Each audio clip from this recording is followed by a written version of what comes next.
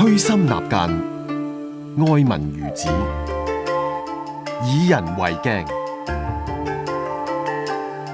唐太宗係一位賢明嘅君主，佢生活喺大約1400年前嘅唐朝。唐太宗繼位之初，國家積弱，於是唐太宗推行好多有助富國利民嘅政策，百姓生活越嚟越富庶同安穩。呢個時候，朝中嘅官員為咗討好唐太宗，就奏請太宗到泰山封禪啦。封禪係皇帝拜祭天地嘅一種儀式，目的係感謝上天眷顧同祈求國泰民安。你哋真係想朕去泰山封禪，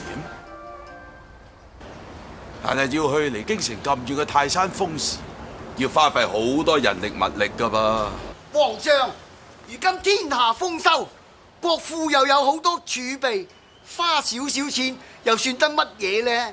而喺封禪之後，天下老百姓都知道皇上嘅威德，國家上下就會更團結，日後國運就會更昌隆啦。臣等懇請皇上到泰山封禪。咁朕就去泰山封禪啦。就係咁樣，太宗就決定到泰山封禪。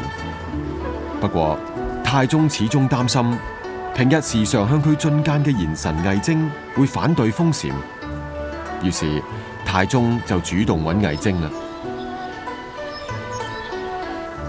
係卿家，如今國泰民安，一片升平，你認為朕依家係咪一個適當嘅時候去泰山封禪？喺未回答皇上嘅問題之前，微臣想先請皇上回答我一個問題。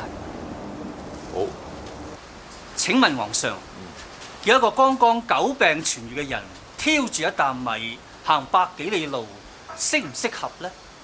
當然唔適合啦。同樣嘅道理，國家經過長期嘅戰亂，百姓啱啱有太平安樂嘅日子過。如今皇上又要到泰山封禪，花費將會好大，百姓嘅負擔會好重。咁同叫一個啱啱病好嘅人挑住一擔米行百幾里路，又有咩分別呢？為求博取一個虛名，要百姓負擔咁大嘅開支，皇上，咁你又覺得值唔值得呢？魏卿家果然言之有理，封禪嘅事就此作罷啦。唐太宗就係咁樣接受咗魏徵嘅勸諫。唐太宗同魏徵有深厚嘅感情。當魏徵病重嘅時候，太宗曾多次探望同慰問佢。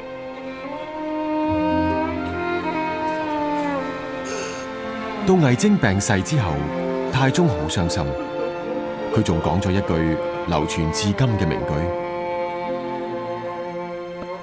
以銅為鏡，可以正衣冠；以史為鏡，可以知興替；以人為鏡，可以明得失。如今魏徵已經去世，朕就冇咗一面好鏡子啦。唐太宗雖然貴為皇帝，但係佢仍然願意虛心接受別人嘅勸諫，棄惡行善。